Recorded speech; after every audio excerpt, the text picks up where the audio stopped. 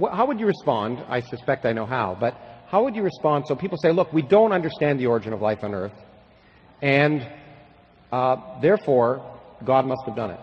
Even theologians don't buy that. I mean, sophisticated theologians. But it's what they call a God of the gaps argument. It's pushing God into the few remaining gaps in our understanding. God of gaps. I see.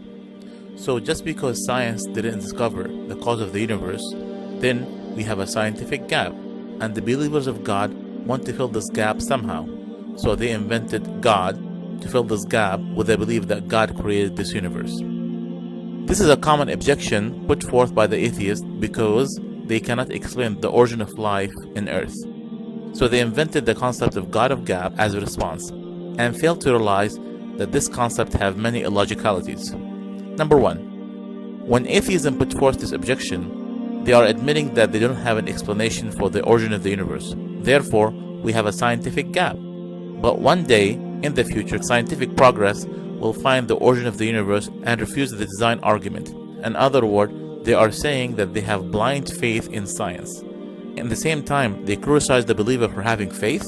Notice the double standard. Number two, with the hope that one day science will close this gap of finding the cause of the universe, and this will fill the gap. As a matter of fact, science does not always close the gap, but rather widen them. How many times with science, as soon as we answer one question, 10 more questions comes up?